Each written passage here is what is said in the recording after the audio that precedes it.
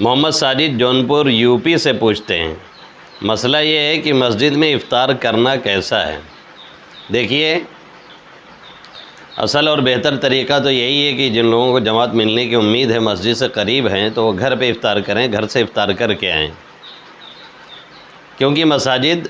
وہ عبادت کے لیے بنائی گئی ہیں، ذکر و تلاوت کے لیے بنائی گئی ہیں، اس میں کھانا پینا سونا یہ درست نہیں ہے۔ اصل مسئلہ یہی ہے،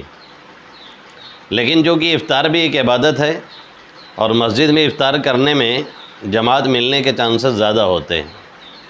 خطرہ نہیں ہوتا ہے کہ رکعت چھوٹے گی، اس لیے مسجد میں بھی افطار کی جا سکتی ہے، جیسا کہ صاحب مرقات نے شرح مشکات میں لکھا ہے کہ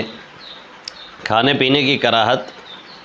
جو مسجد میں ہے اس سے افطار مستثنیٰ ہے، اس لیے افطار کی جا سکتی ہے کیونکہ یہ بھی ایک عبادت ہے، لیکن اس میں دو باتوں کا خیال ضروری ہے۔ ایک تو یہ کہ جب مسجد میں داخل ہو تو طواف کی اعتکاف کی نیت کر لے،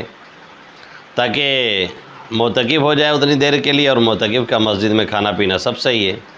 اور دوسرے کہ اس بات کا خیال کرے کہ مسجد میں گندگی وغیرہ نہ ہونے پائے،